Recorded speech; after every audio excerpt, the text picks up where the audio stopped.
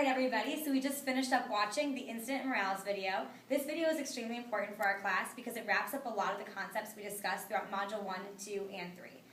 So just to start our discussion, can someone summarize what happened in the video? Olivia? So this video is about a man named Fred who was hired by Faust, and he is basically in charge of designing a new engineering plant for the company.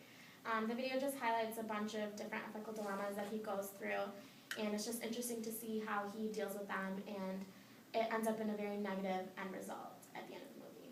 Alright, thank you Olivia, that was a great summary. To start off what you discussed, so Fred was hired by Faust, but he had previous experience with Chemitoil. So what factors go into Fred's decision and Faust's decision, and in your opinion, is that professionally responsible? DBJ?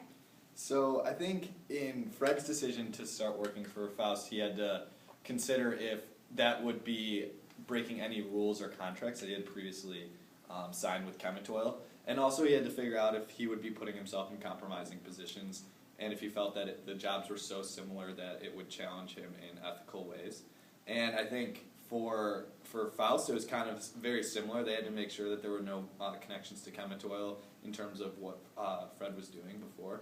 And then I think, what was your last question? I asked you, do you personally think that that's professionally responsible, even though he had experience with Chemitoil? Do you think that was okay for him to join the team?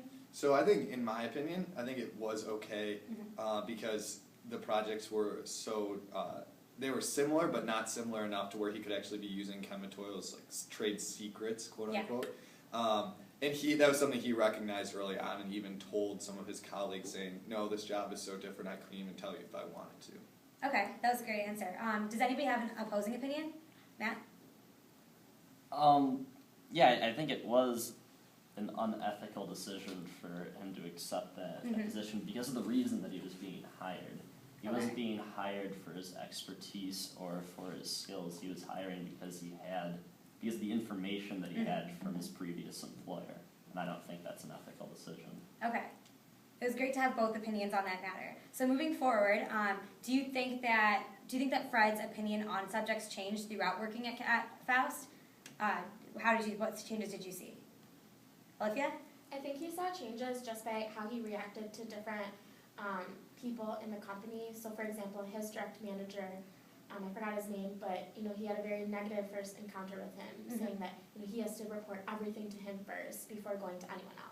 And so I think that his just like individual interactions with everyone kind of really like opened up his eyes to how like people aren't at the same level throughout the company. I don't necessarily see like they're not compromising at a lot of different levels. And then he also was influenced by outside factors like his wife and other like suppliers and such. So that all made a difference in how he felt.